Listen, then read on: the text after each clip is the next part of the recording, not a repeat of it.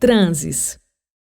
O terreiro de Umbanda, Pai Jorge Africano, e a casa de Dona Lourinha compartilhavam a mesma rua na Vila Galvão, em Guarulhos, interior paulista. Todo mundo sabe que o principal aeroporto de São Paulo fica nesse município, mas muita pouca gente sabe que Dona Lourinha podia viajar sem pegar nenhum transporte, sem nem mesmo mover os pezinhos que calçavam sapatos de número 33. Se quem presenciou isso tivesse ciência do que presenciava, talvez virasse assunto de jornal. Mas alguns viram uma parte do fenômeno, outros viram a outra parte, e ninguém nunca soube o que o outro tinha visto. Dona Lourinha era a segunda pessoa em importância no terreiro. Ficava em vigília com a mãe Albertina, a líder, que incorporava o mentor do centro, Pai Jorge Africano. Dona Lourinha também benzia as pessoas, fazia curas e incorporava sua guia, Preta Chiquinha. Nessas funções, vestia roupas de cores claras e usava os cabelos compridos soltos. Nunca faltava nenhuma sessão de incorporação ou benzimento, mas nem ela nem a mãe Albertina atinavam que isso não era tudo o que Dona Lourinha fazia. Uma tarde, durante a sessão de benzeção das pessoas, Dona Lourinha começou a cambalear. Continuava a benzer, mas parecia distante, os olhos desfocados, não respondia direito quando lhe falavam. Passou a tarde inteira nesse estado, só voltando ao normal quando já estava no final da sessão, à noitinha, e ela deveria retornar para casa. Mãe Albertina olhava para ela como alguém que tenta descobrir um segredo.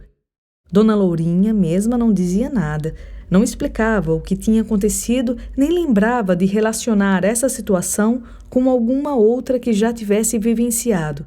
No dia seguinte, novamente na sessão de benzer, uma mulher se aproximou de Dona Lourinha.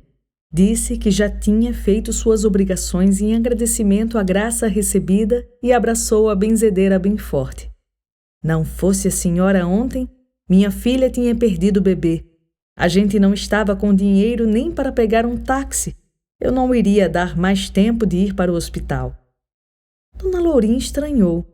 Não tinha lembranças de quem era a filha daquela mulher e nem tinha saído do terreiro para fazer parto algum. Os benzidos da tarde inteira eram suas testemunhas. Não foi outra parteira? A mulher insistiu. Não, foi a senhora mesmo, não recorda? Dona Lourinha explicou que talvez estivesse manifestada e não tinha muito tino do que fazia quando estava nesse estado. Pediu detalhes para entender e poder explicar seu comportamento para a mãe Albertina. A mulher contou que estava muito aperreada, indo socorrer a filha sem saber o que fazer. Não entendiam de partejar, não tinham dinheiro para nada, nem elas tinham quem as ajudasse. Não entendiam de partejar, não tinha dinheiro para nada, nem elas tinham quem as ajudasse. Quando desceu no ponto de ônibus para ir à casa da filha, Dona Lourinha estava ali, em pé, diante dela. A mulher conhecia bem a benzedeira, ia muito ao centro e sempre era rezada por Dona Lourinha. Sabia também que ela era parteira. Descreveu a roupa que minha avó vestia quando se encontraram, a mesma de cores claras que ela usava naquela tarde no terreiro. Disse que Dona Lourinha seguiu com ela na direção da casa da filha da mulher.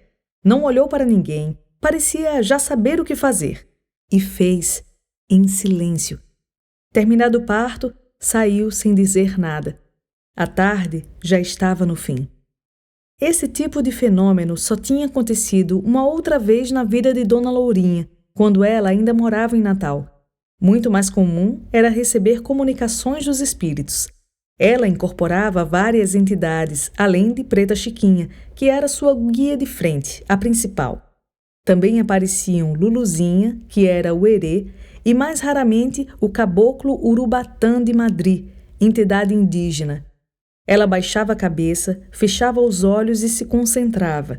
Um leve estremecimento, um suspiro fundo indicavam que o espírito tinha baixado. Ela levantava a cabeça, mudava de postura, a voz se transformava, o jeito de falar era outro. Os olhos ficavam fechados o tempo inteiro, mesmo que ela andasse pelo salão, a não ser que a entidade recebida fosse Preta Chiquinha. Com ela, os olhos se abriam, mas a expressão era muito diferente da que Dona Lourinha sempre apresentava quando era apenas ela naquele corpo. Dona Lourinha nunca comentou claramente o que sentia, como distinguia a sensação de entrar em transe de todas as outras, mas ela orientava outros médios que queriam desenvolver o dom. Você vai sentir um tremor que, conforme o tempo, vai aumentar. Pode começar na sua perna, depois no braço. Pode ter um calor na parte de trás da cabeça. Quando você desenvolver mais, vai sentir qual é a entidade que está incorporando. Vai ter vontade de fazer coisas, de comer e beber coisas. Pode até fumar, mas depois não fica nada, nem gosto nem cheiro. A entidade leva tudo com ela. O caboclo Urubatã de Madri usava maracas e dançava o passo compassado dos indígenas, batendo forte um pé no chão ao dançar.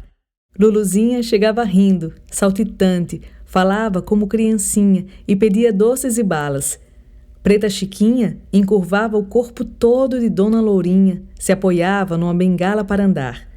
Fitava fixamente os olhos das pessoas que ficavam quietinhas, escutando, enquanto ela dava passes usando a fumaça do cachimbo e as mãos fazendo varreduras. Dependendo do mal, Preta Chiquinha podia levantar o necessitado nas costas e andar pela sala toda, mesmo que ele fosse um homem mais alto e mais pesado do que Dona Lourinha. Já Exu chegava calado, deixava o corpo dela tenso, a testa franzida e a boca curvada para baixo. Ele, mais do que as outras entidades, dava ordens. Tinha a função de arrumar a bagunça do mundo e castigar todo aquele que precisasse tomar tento, tanto na vida como na morte.